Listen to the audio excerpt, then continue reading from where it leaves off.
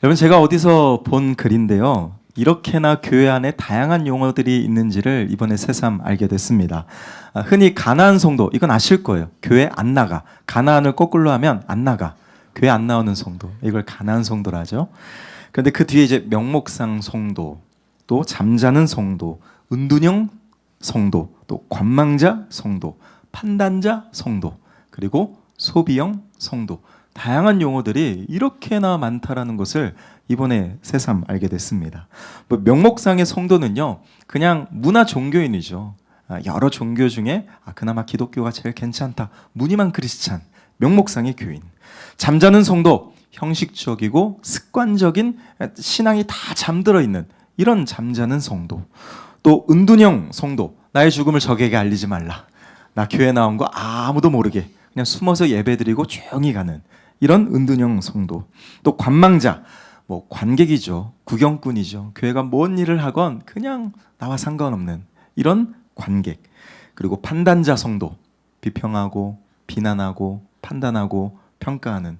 근데 제가 주목할 단어가요, 소비형 성도라는 단어가 있더라고요. 이 뜻이 뭐냐면 교회에 여러 가지 프로그램이 있고 또 이렇게 강단에서 선포되어지는 말씀 중에 내가 선택적으로 소비하여 골라 듣는, 골라 참여하는, 이게 소비형 성도라는 표현이 있더라고요. 사실 소비자 입장, 손님의 왕이죠. 당연한 사실입니다. 사실 자영업 하시는 분들이 요즘 이 갑질하는 손님들 때문에 많이 힘들다고 하소연을 하는 이야기들이 뉴스를 통해, 언론을 통해 많이 소개되곤 합니다. 사실 이 소비자 입장은 마땅한 권리이지만 이게 너무 극에 달하면 사실 모든 걸 힘들게 하는 것 같아요. 갑의 자세. 나 그거 아십니까? 성도도 이 소비자 입장에서 하나님과 교회와 또 가정과 내 삶터 일터 수많은 사람들과의 관계 속에 갑의 입장에서 상대방을 대하는 사람들이 참 많다라는 것을 요즘 새삼 느끼곤 합니다. 근데 그 중심은요, 다른 게 아니에요. 내가 중심이 되려는 정서적 갑. 그러니까 겉은 친절해요. 겉은 나이스합니다. 겉은 아주 상호 보완적이에요. 그러나 그 속에 늘 내가 중심이 되고자 하는 정서적 갑. 그러나 신앙은 갑과 을의 관계가 아닙니다. 내가 하나님 안에, 또 하나님이 내 안에 이 온전한 연합을 함께 사랑으로 이루어가는 것이 그게 신앙입니다. 저는 저와 여러분들이 내가 중심의 끝은, 결말은 관계의 깨어짐이라는 사실을 늘 잊지 않고 영적인 자각심을 가지고 하나님 앞에 늘 바로 설 수 있는 저와 여러분들이 되시기를 예수님의 이름으로 축원합니다. 사실 이스라엘 백성들은요, 하나님과의 관계를 선택적으로 소비했어요.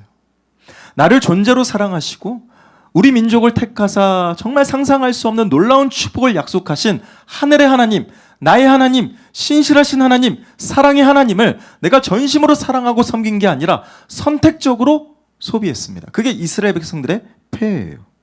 왜냐하면 그 중심에 내가 중심이 되려는 이 갑질 신앙이 있었거든요. 대표적으로 오늘 에스겔 말씀이 고발하는 것이 뭐냐? 바로 우상 숭배입니다.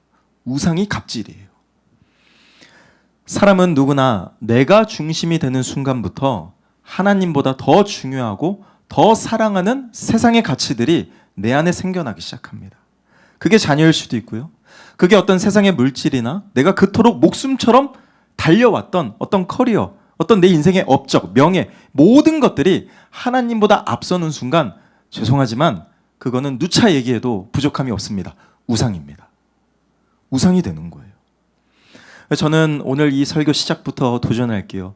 항상 내 위에 하나님이 계심을 인정할 수 있는 깨어있는 우리 새꿈 모든 믿음의 동역자들이 다 되시기를 예수님의 이름으로 축원합니다. 누가 내 위에? 하나님이. 항상 하나님이 내 위에 계신다. 할렐루야. 여러분, 참 신앙은 다른 게 아닙니다. 하나님과 사랑의 관계를 맺고 살아가는 것이 진짜 신앙이니, 저는 저와 여러분들이 늘 하나님과 사랑의 관계 속에서 행복하게, 진짜 행복하게 신앙생활 하시기를 예수님의 이름으로 축원합니다. 그런 의미에서 오늘 본문에 보면 하나님은 하나님보다 더 중요한 것들을 우상으로 섬겼던 이 남유다 백성들을 향해 심판을 결정짓는 하나님의 애절한 심정이 오늘 본문에 쭉 소개되고 있습니다. 자, 오늘 8장 1절부터 3절까지의 내용을 보면 지난주 말씀을 나눴지만 하나님은 바벨론의 포로로 살고 있는 에스겔을 예언자로 택하여 부르십니다. 사명자로 부르신 거예요. 근데 오늘 에스겔 8장부터 11장까지는 사실 전체적으로 통으로 봐야 되는데 하나님께서 에스겔에게 보여주신 두 번째 환상이에요. 두 번째 환상. 바벨론에 있습니다. 예루살렘은 1500km나 떨어져 있어요. 그러나 하나님은 오늘 본문에 이 에스겔에게 환상을 보여주시고 그 환상을 통해 1500km나 떨어진 이 예루살렘의 실상을 환상을 통하여 지금 보여주시는 거예요. 사실 에스겔을 비롯해서 이 바벨론의 포로로 살고 있는 사람들의 소망은 빨리 그 예루살렘 주민들이 힘을 모으고 다시 마음을 합하여 하나님께 회개하고 다시 믿음으로 일어서서 포로된 우리들을 다시 이 본국으로 예루살렘으로 귀환시켜줬으면 좋겠다, 이런 간절한 바람과 소망이 있었어요. 그러나 환상을 통해 에스겔 눈에 보여진 예루살렘의 실상은요, 영적으로 현실적으로 아주 참담했습니다. 왠지 아세요? 하나님의 에스겔 8장에 그 성전의 모습, 하나님이 주인 되신 성전을 환상을 통해 다 보여주시거든요. 근데 그 현실은 아주 비참합니다. 죄악이 그득그득합니다. 하나님의 성전에 우상들이 가득한 모습을 하나님은 실시간으로 보여주시는 거예요. 결국 6절에 보면 하나님은 결단하십니다. 심판하시기로. 그 임박한 심판, 확정된 멸망, 하나님은 유보시키지 아니하시고 이제 임박하여 심판하시겠다. 그리고 6절에 보면 내가 이 성소를 떠나겠다고, 이스라엘 백성들을 떠나시겠다고 경고하시는 거예요. 전 사실 오늘 말씀을 묵상하면서 대체 왜 이럴까 싶었어요. 왜 이럴까? 아니, 하나님의 아브라함의 언약을 시작으로 이스라엘 민족을 택하여 자기 백성 삼아주신 거 은혜 아니겠습니까? 모든 게 은혜예요. 심지어 택하여 출애굽시키시고 민족을 이루사 어디로 인도하십니까? 약속의 땅, 젖과 꿀이 흐르는 가나안 땅으로 인도하세요. 이 모든 게 하나님의 전적인 은혜입니다. 설명이 안 돼요, 은혜 빼면. 심지어 그 땅에 들어가 거룩한 백성답게 하나님을 위하여 살고 하나님을 사랑하며 하나님을 전심으로 섬기면 하나님이 이 땅에 필요한 모든 것들을 넘치도록 공급하시고 책임지시고 축복하신다고 약속하셨는데, 결국 이 은혜의 약속을 이스라엘 백성들은 다 저버리고 뭘 선택합니까? 우상을 선택하는 거예요. 그게 오늘 에스겔 8장이 강력히 고발하는 말씀입니다. 제가 지난주에 말씀을 함께 나눴지만 우리 인생의 가장 큰 복은요, 예수를 만나는 거예요. 여러분 믿으십니까? 예수를 만나고 그 예수와 함께 예수를 위하여 살아가는 인생이 가장 큰 축복인 줄로 믿습니다. 여러분, 우리가 주님 안에 참 평안과 안전한 삶을 누릴 수 있죠. 결국 인생의 가장 큰 축복은 예수를 떠나서는 절대 누릴 수가 없는 거예요.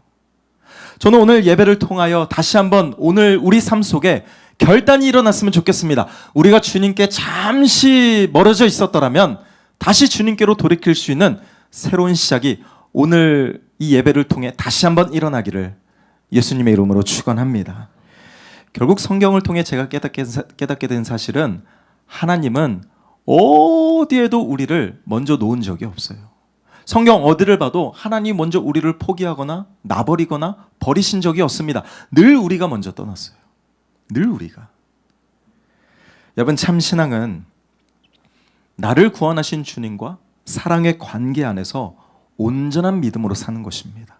그럴 때 우리 주님은 상상 그 이상의 놀라운 축복을 경험하게 될 것이라고 약속하신 거예요. 자, 그 약속의 대표적으로 요한복음 15장 7절 같이 한번 읽어볼게요. 자, 시작. 너희가 내 안에 거하고 내 말이 너희 안에 거하면 무엇이든지 원하는 대로 구하라. 그리하면 이루리라. 자, 무엇이든지 원하는 대로 구하래요. 그리하면 이루리라. 그리하면 이루리라. 저는 이 놀라운 축복이 여러분 인생에 평생토록 이루어지기를 예수님의 이름으로 축원합니다. 내가 무엇을 구하건 무엇을 원하건 하나님께 간구하는 그 이상으로 응답하시는 하늘의 축복, 너무 놀랍지 않아요? 저는 이 이루어짐의 축복의 역사가 여러분 가정과 인생과 삶터 모든 삶 속에 가득하기를 예수님의 이름으로 축원합니다. 근데 조건이 있어요. 주님 말씀하셨죠. 너희가 내 안에, 내 말이 너희 안에. 이 온전한 사랑의 연합을 관계를 이루어야 무엇을 구하든지 하나님의 뜻 가운데 다 이루어주신다는 거예요. 저는 여기서 신앙의 성숙함을 발견했습니다. 그냥 하나님 저거 주세요, 이거 주세요, 다 구하는 대로 이런 의미가 아니라 여러분 진짜 내가 간구하는 모든 것들이 하나님의 뜻에 일치하여 내가 구하는 것마다 하나님이 응답하실 수밖에 없는 깨어있는 믿음. 하나님 이 관계를 원하시는 거예요. 그렇다면 오늘 말씀처럼 우리가 주님과 온전한 연합을 이루어 하나님과 사랑의 관계 안에서 행복하게 살아가려면 전 두 가지 꼭 알아야 될 사실을 도전합니다. 그 첫 번째, 한번 따라해 보실까요? 맹렬한 질투를 외면하지 말라. 여러분, 하나님의 맹렬한 질투를 절대 한순간도 외면하지 마십시오. 오늘 5절을 보실까요? 하나님 말씀하시죠. 그가 내게 이르시되 인자야 이제 너는 눈을 들어 북쪽을 바라보라 하시기로 내가 눈을 들어 북쪽을 바라보니 제단문 어기 북쪽에 그 질투의 우상이 있었더라. 하나님은 환상을 통해 에스겔에게 예루살렘 성전의 실상을 낱낱이 보여주십니다. 근데 이 북쪽 제단에 뭐가 있다는 거예요? 질투의 우상이 있다는 거예요. 여러분, 성전은 하나님을 예배하는 곳입니다. 하나님을 섬기는 곳이에요. 하나님이 주인 되신 이 성전에 결코 있어서는 안 될, 허용해서는 안 될 질투의 우상이 자리 잡고 있다는 것을 하나님은 명백하게 고발하시는 거예요. 이 질투의 우상이 뭐냐? 특정한 신을 가리키는 게 아닙니다. 하나님의 질투를 유발시키는 모든 우상을 지칭하는 거예요. 결국 하나님이 주인이신 성전에 하나님의 질투를 유발시키는 거짓된 우상들을 섬기는 이 백성들의 완악하고 패역한 짓을 하나님은 낱낱이 보여주시는 거예요. 낱낱이. 근데 이게 끝이 아닙니다. 6절을 보실까요? 하나님은 또 말씀하세요. 야, 에스겔아, 너는 또 다른 가증한 일들을 보게 될 거다. 또 다른 성전의 다른 곳으로 인도하세요. 자, 그게 10절과 11절인데요. 보시면 그 성전 안에, 똑같이 성전이에요. 성전 안에 이스라엘 백성들을 영적으로 이끌 장로 70명이 지금 어떤 일을 벌이고 있냐면 각양 곤충과 가증한 짐승과 모든 우상을 이 성전 사방벽에 다 그려놓고 향을 피우면서 엎드려 절하고 경배하고 있는 모습을 에스겔에게 보여주시는 거예요. 예를 들어 볼까요? 여러분들이 오늘 기대가 오늘 어떤 말씀이 주어질까? 막 왔는데 저랑 우리 전사님들랑 리더 목자들이 여기다가 막 이상한 불상 같은 거 다 그려놓고 지금 그런 모습이에요. 이건 상상이 되세요? 이 장로 70명이 경배하고 있는 각양 곤충, 가증한 짐승, 이 모든 우상들은 애굽의 우상들을 지금 지칭합니다. 애굽의 우상들. 왜냐하면 그 당시 남유다가 이제 임박한 멸망 코앞에 있던 시점이에요. 바벨론은 현실적으로 계속 침공하는 상태입니다. 그러니까 에스겔이 지금 바벨론에 끌려와 있는 거잖아요. 포로로. 이런 국제적인 위기 상황 속에 참 어리석게도 하나님의 백성이라면 하나님을 찾고 하나님을 의지하고 하나님께 도와달라고 기도해도 부족할 판에 이 남유다 백성들의 선택지는요, 애굽 민족을 의지하는 거였어요. 하나님보다 애굽을 의지하고 있는 거예요. 심지어 이 장로 70명 영적인 지도자들이 앞장서서 애굽의 우상들을 향을 피워 섬기는 이 성전 안에 벌어지는 모든 패역한 짓들 하나님은 낱낱이 다 고발하시는 거예요. 12절을 보실까요? 이런 장로들의 말이 경악스럽습니다. 여호와께서 우리를 보지 아니하시고 여호와께서 이 땅을 버리셨다. 그러니 우리가 믿고 의지할 건 저 우상의 저 애굽의 우상들이다. 이게 영적 지도자들의 모습인 거예요. 이게 끝이 아니죠. 13절을 보실까요? 하나님은 더 심각한 걸 보여주세요. 그게 14절입니다. 여기에 담무스라는 이 이방 신의 이름이 소개되는데요. 이 담무스는 흔히 풍요를 조장하는 신이에요. 풍요. 그 당시 바벨론이나 주변 국가들이 섬겼던 우상 중에 하나가 담무스입니다. 재밌는 건 매년 4월쯤이 되면 이 담무스라는 신이 그들의 어떤 신화예요. 4월이 되면 지하 세계로 내려간대요. 그리고 이듬해 봄이 되면 이 담무스가 부활한답니다. 그러면서 온 땅의 모든 곡식들을 풍요롭게 하고 소생케 하는, 그러니 여인들이 14절에 보면 이 여인들이 4월쯤이 되면 지하 세계로 내려가는 단무스를 애곡하면서 막 눈물로 기리는 거예요. 그걸 성전에서 남유다 백성들이 똑같이 따라하고 있으니 하나님이 가슴을 치는 거죠. 이게 끝일까요? 또 있습니다. 15절. 야 에스겔아, 이게 끝이 아니야. 더 심각한 게 있다. 그러면서 또 보여주시는 게 16절 보실까요? 성전 안에 현관문과 제단 사이에 25명이 성전을 등지고 동쪽을 향하여 태양신을 숭배하고 있는 거예요. 여러분, 기가 막힌 건요, 제가 지금까지 소개했던 모든 우상의 숭배들이 지금 성전 안에서 행해지고 있는 거예요. 그러면 성전 밖은 얼마나 심각했겠습니까? 상상할 수 없는 거예요. 하나님을 떠났죠. 하나님을 인정하지 않죠. 헛된 질투의 우상들을 수없이 사랑하고 사모하며 섬기는 이 완악한 이스라엘 백성들을 바라보며 하나님은 맹렬한 질투로 가슴을 치고 계시는 거예요. 찢어진 가슴, 무너진 가슴. 여러분, 이 하나님의 마음이 느껴지십니까? 저는 오늘 말씀을 통해 저와 여러분들의 마음 속에, 우리의 몸이 성전이니까요, 우리의 마음 속에, 우리의 인생 속에 하나님이 그토록 혐오하시는 질투의 우상이 내 안에 있는지 없는지 영적으로 점검하시기를 전 진심으로 부탁을 드립니다. 대체 하나님이 언제까지 참았어야 했는가? 여러분, 기한의 문제가 아니에요. 하나님이 1년, 10년, 100년, 1000년, 만년 계속 심판을 유보하신다. 백성들이 돌아올까요? 아니에요. 이건 태도의 문제입니다. 기한의 문제가 아니에요. 태도의 문제예요. 여러분, 질투심이라는 건 내가 그 상대를 향해 내가 질투심을 느낄 만한 충분한 가치가 있으면 질투라는 감정이 생깁니다. 그렇지 않아요? 내가 신경도 안 쓰고 관심도 주지 않으면 질투심 하나 생기지 않아요. 왜요? 거들떠도 안 보거든요. 질투심이 생긴다는 건 그만큼 그 존재가 나에게 꽤나 가치 있다라는 반증입니다. 근데 하나님은 늘 한결같이 이스라엘 백성들을 향해 질투심을 느끼셨어요. 여러분, 생각해 보세요. 창조주 하나님, 부족할 게 없죠. 아쉬울 게 없죠. 맘만 먹으면 모든 게 가능하시죠. 그 창조주의 가슴팍에 이 한낱 피조물에 불과한 이 인간을 향한 하나님의 영원한 사랑이 하나님의 가슴팍에 새겨져 있다는 거예요. 여러분, 이게 은혜가 아니겠습니까? 근데 이스라엘 백성들은 늘 그 은혜를 잊어버려요. 그 은혜를 만만히 여깁니다. 그 은혜를, 그 사랑을 당연하게 여겨요. 제가 성경을 통해 제가 늘 깨닫게 되는 건 하나님은 늘 우리를 향해 질투하시니, 야, 이 맹렬한 질투가 사랑 말고는 설명이 안 되는 거예요. 사랑이에요, 사랑. 하나님 한 번도 우리와 밀당하신 적이 없습니다. 하나님은 처음부터 늘 패를 까고 보여주셨어요. 너 나만 사랑해 줄래? 너 나만 바라봐 줄래? 나 다른 거 다 필요 없고 나 너만 있으면 돼. 하나님은 늘 이 패를 시작부터 보여주셨어요. 출애굽기 20장을 보실까요? 처음 이스라엘 민족을 택하여 시내산에서 언약을 맺으실 때, 이게 10계명이죠. 그 1계명 보실까요? 너는 나 외에 다른 신들을 돌아 두지 말라. 두지 말라는 거예요.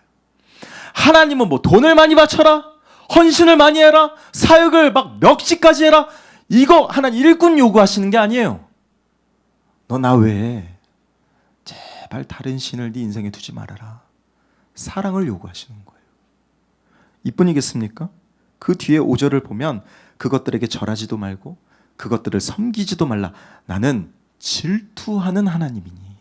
6절, 나를 사랑하고 내 계명을 지키는 자에게 내가 천대까지 은혜를 베풀겠다. 할렐루야. 여러분, 이게 은혜예요. 이미 복받을 비결을 다 알려주셨잖아요. 다른 걸 요구하지 않아요. 나를 사랑하고 나를 사모하고 내 말만 듣고 내 곁에서 꽉 나를 붙들기만 하면 내가 천대까지 복을 베풀겠다. 할렐루야. 그런데 신명기 4장에 보면 하나님은 가나안 땅에 들어가기 전에 또 신신당부하세요. 절대 그 땅에 들어가면 우상을 섬기지 말라. 해야 될 것과 하지 말아야 될 것을 정확하게 구분하여 알려주십니다. 그런데요, 이스라엘 백성들도 너무 바보 같아요. 자, 신명기 4장 24절 이하를 같이 한번 읽어보실까요? 자, 시작. 내 하나님 여호와는 소멸하는 분이시요 질투하시는 하나님이시니라. 네가 그 땅에서 만일 스스로 부패하여 무슨 형상의 우상이든지 조각하여 내 하나님 여호와 앞에 26절 너희가 요단을 건너가서 얻는 땅에서 속히 망할 것이라. 너희가 거기서 너희의 날이 길지 못하고 전멸될. 너무 가슴 아프지 않아요? 하나님은 약속의 땅에 들어가기 이전부터 이미 복받을 비결과 그렇지 않았을 때 받을 저주를 이미 명확하게 보여주셨습니다.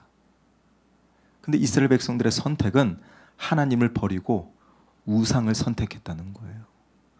오늘 본문 에스겔 8장이 정확하게 보여주잖아요.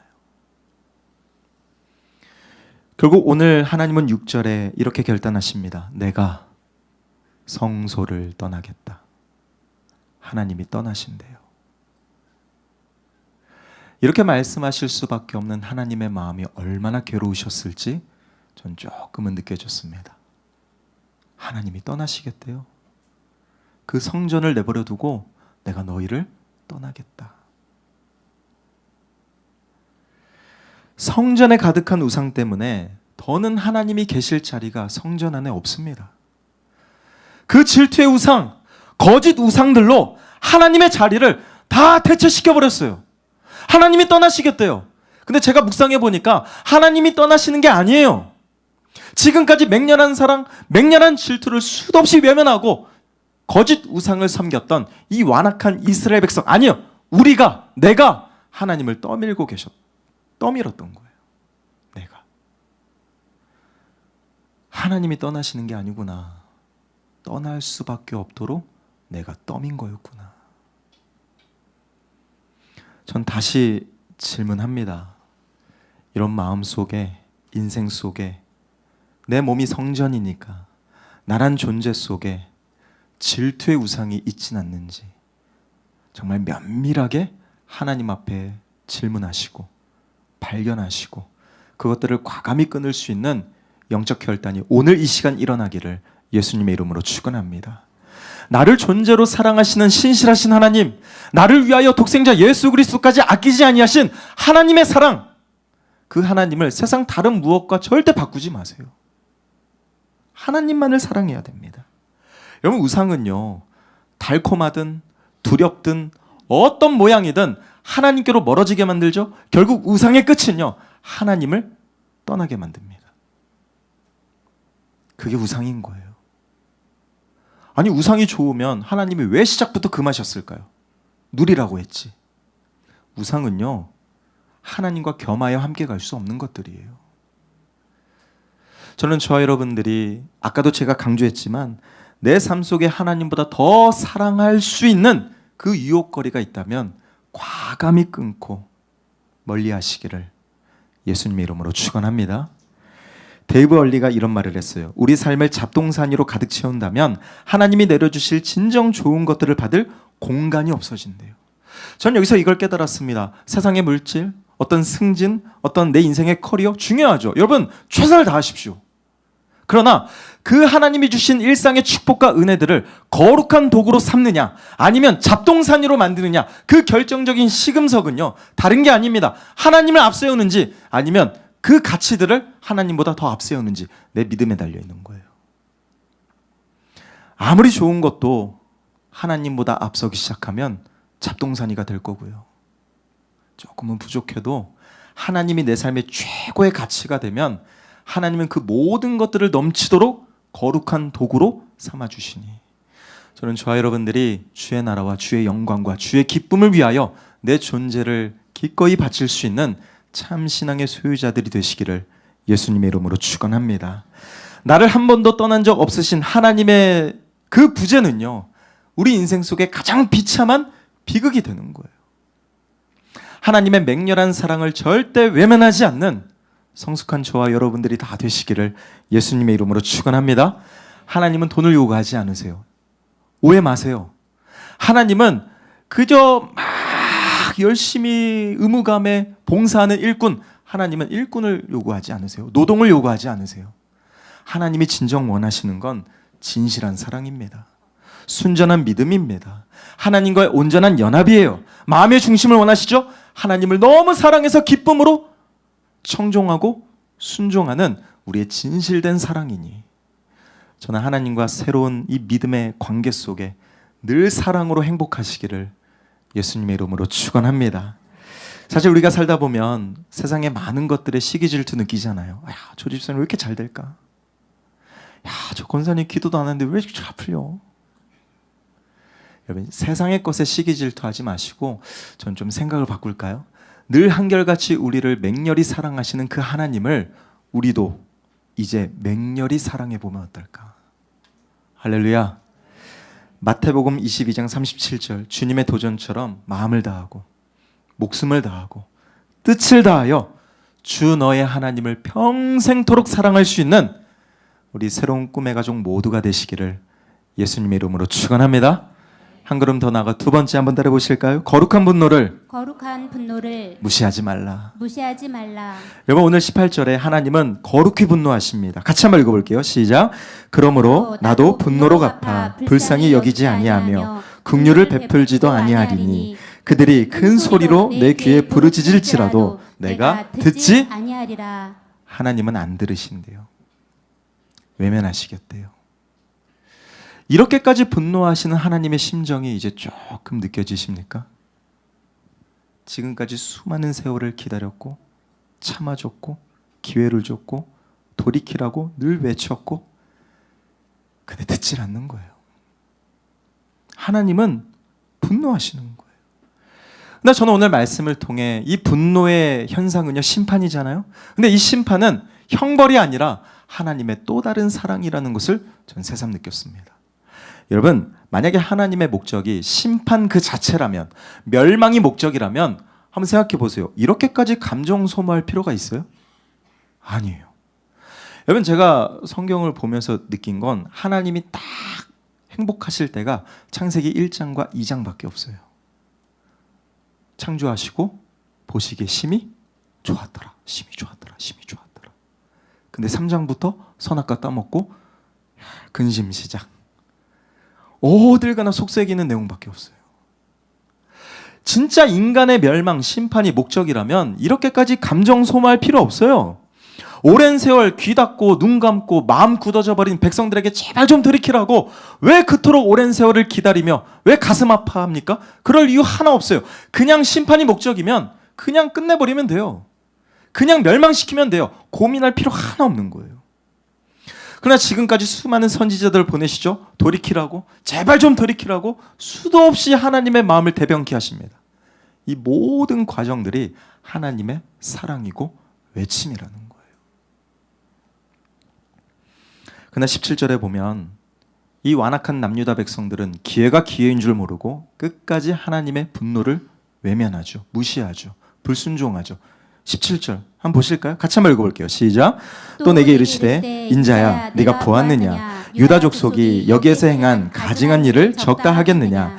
그들이 그 땅을 폭행으로 채우고 또다시 내 노여움을 일으키며 심지어 나뭇가지를 그 코에 두었느니라. 하나님은 에스겔에게 막 토해내시는 거예요. 야, 에스겔아, 너 봤잖아. 저 완악한 백성들의 우상짓을 어떻게 작다고 말할 수 있겠냐? 내 분노를 유발시키는데. 그러면서 한 가지 말씀하시죠. 저들은 나뭇가지를 코에 대고 있다. 많은 학자들이 말하기를 이건 태양신 숭배와 좀 관련된 의식입니다. 태양신을 숭배할 때 그 태양이 쫙 발사하는 그 태양 광선들을 인간의 호흡으로 더럽힐까봐 그 당시 사람들은요, 나뭇가지로 자기 코를 막아버렸대요. 야, 이런 열정으로 하나님 섬겼으면 하나님 춤췄겠다. 너무 어리석지 않아요? 그깟 태양신이 뭐라고? 창조주 하나님을 내치고 그 태양신에게 그토록 열렬히 신경 쓰는 하나님의 분노를 유발시키는 거예요. 결국 꿈쩍도 하지 않는 자기 백성 하나님은 심판하시기로 결정하십니다. 그러나 제가 아무리 생각해도 심판은 멸망이 아니에요. 새로운 회복의 시작입니다. 여러분, 심판을 오해하지 마세요. 아니, 어떻게 사랑의 하나님이 자기 백성을 철저하게 멸망시킬까? 천만에요. 여러분 자식 키워봐서 알잖아요. 사랑하니까 회초리 드는 거예요. 사랑하니까 눈물 콧물 쏙 뺄 정도로 혼내키는 거예요. 그게 하나님의 심정이에요. 저도 애를 키워보니까 알겠더라고요. 요즘 자기 주장이 생겨가지고 말을 안 들어요. 하지마 웃으면서 하고 있어요. 그게 우리의 모습 아니에요? 하나님 제발 나를 봐라. 나를 사랑해라. 제발 좀 나에게 돌아와라. 근데 끝까지 안 가요. 내가 좋을 대로, 내 생각대로, 내 만족대로 하나님을 선택적으로 소비하고 있는 거예요. 여러분 심판을 심판으로 보지 마시고 심판 그 이후를 보십시오. 그러면 사랑입니다. 왜냐하면 에스겔 11장 16절과 20절에 보면 하나님이 이렇게 말씀하세요. 내가 비록 그들을 멀리 이방인 가운데로 쫓아내어 여러 나라에 흩었으나 심판을 결정하신 거죠. 흩으신 거죠. 그러나 그들이 도달한 나라들에서 내가 잠깐 동안 아주 잠깐 동안 심판의 기간이 길지 않아요. 딱 70년 잠깐 동안 내가 그들을 내치지 않고 내가 그들과 함께 하사 내가 그들의 성소가 되어주겠다. 하나님 너무 바보 같아요. 우리는 수없이 하나님을 떠미는데 하나님 아까 6절에 뭐라고 말씀하셨어요? 그래 내가 성소를 떠나겠다. 말도 안 들어먹는 백성들 내가 떠나겠다. 근데 하나님은 바로 번복하시는 거예요. 너희가 심판을 당해도 내가 끝까지 너희와 함께 하사 내가 성소가 되겠다. 그러면서 20절에 내 율례를 따르며 내 규례를 지켜 행하게 하리니 그들은 내 백성이 되고 나는 그들의 하나님이 되리라. 절대 포기하지 않으시겠다는 거예요. 사랑하는 꿈의 가족 여러분, 우리를 유혹할 만한 세상의 가치들이 참 많습니다. 저는 그것들을 무시하라는 게 아니에요. 인생에 필요한 것들 많습니다. 그러나 거룩한 도구로 삼아야지 절대 내 신앙을 망칠 영적인 잡동사니로 취급하시면 안 되는 거예요. 하나님을 사랑하십시오. 끝까지 사랑하십시오. 원 없이 사랑하십시오. 내가 받은 그 사랑과 은혜 부끄럽지 않게 이제는 우리가 하나님을 향하여 맹렬히 사랑하고 끝까지 사랑할 수 있는 영적 사명자가 다 되시기를 예수님의 이름으로 축원합니다. 결국 에스겔 말씀 속에 가장 많이 등장하는 하나님의 표현이 뭔지 아십니까? 다른 게 아니에요. 어떤 말씀을 하시건 그 끝에 이렇게 말씀하십니다. 너희는 내가 여호와인 줄 알리라. 항상 이 말씀을 하세요. 너희는 내가 여호와인 줄 알리라. 알라는 거예요. 제발 좀 알라는 거예요. 너희가 누구인지, 누구를 사랑할지, 누구를 따라갈지, 누구를 섬겨야 될지, 어떻게 사랑할지 제발 좀 알라는 거예요. 사랑하는 꿈의 가족 여러분, 내 인생의 참 주인이 누구인가를 늘 기억하시고 이제는 다시 하나님과 사랑의 관계 안에 들어가 나를 자녀로 택하신 하나님의 은혜 그 너머에 나를 사명자로 부르신 그 섬김의 특권을 우리가 기쁨과 감사로 평생 누릴 수 있는 영적 사명자가 다 되시기를 예수님의 이름으로 축원합니다. 말씀을 맺을게요. 여러분 알다시피 이스라엘 백성들은 축복으로 시작했어요. 성경이 증언하잖아요. 아무것도 없는데 하나님은 조건 없이 대가 없이 이스라엘 백성들을 택하여 일방적으로 택하여 자기 백성 삼아주시고 약속의 땅으로 이끄사 천대까지 복 주시겠다. 하나님은 다 이미 약속하셨습니다. 근데 왜 축복으로 시작한 이 민족이 왜 끝은 패망이고 멸망이고 심판이 될 수밖에 없을까? 그 이유는 딱 하나예요. 우상숭배입니다. 우상숭배. 이스라엘 민족이 가나안에 들어갈 때 그때가 BC 주전 1406년이고요. 남유다가 결국 바벨론에 의하여 멸망할 그 시점이 BC 586년. 그 간격은요 820년이에요. 하나님의 택함을 받고 고작 820년 생활하다가 나라가 쫄딱 망합니다. 저는 이게 너무 이해가 안 됐어요. 아니 천대까지 축복의 은혜를 받을 비결을 다 아는데 왜 자기들 스스로 820년의 끝을 맺었을까? 근데 이게 우리의 모습 같아요. 이 말씀은 여러분에게 주시는 말씀이에요. 근데 우리 똑같이 남유다 백성들처럼 이 성전 속에 질투의 우상 한 가지씩은 꼭 붙들고 있으니 오늘도 하나님이 가슴을 치고 있을지 모르겠습니다. 여러분 어떠세요? 심지어 이 남유다 백성들은요, 이미 앞선 BC 722년, 그때 북이스라엘 민족이 먼저 멸망했거든요. 136년 전에. 그러면 136년이란 시간적인 기회가 남유다에게 충분히 있었던 거예요. 근데 왜 돌이키지 않았을까? 너무 안타깝더라고요. 그럼 말씀 하나 보실까요? 호세아 6장 1절과 2절인데요. 자, 같이 한번 읽어볼게요. 자, 시작. 오라, 우리가 여호와께로 돌아가자. 여호와께서 우리를 찢으셨으나 도로 낫게 하실 것이요, 우리를 치셨으나 싸매어 주실 것임이라. 2절. 우리를 살리시며 우리를 일으키시리니 우리가 그의 앞에서 살리라. 이거 호세아의 고백인데요. 호세아가 활동하던 시기는 북이스라엘입니다. 이미 136년 전에 호세아가 그토록 핏대를 세우며 외쳤던 우리 여호와께 돌아가자. 돌아가기만 하면 다시 하나님이 싸매어 주시고 일으키시고 살리시며 우리 다시 그 앞에 살아야 된다. 이 호세아의 외침을 136년 전에 남유다 백성들은 이미 알았을 거예요. 근데 왜 지난 136년을 낭비했을까?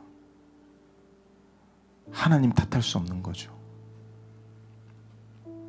제가 서두에 말씀드린 대로 이스라엘 민족은 하나님을 사랑했던 게 아니라 선택적으로 소비했던 겁니다. 이용했던 거예요. 필요에 따라. 전 도전할게요.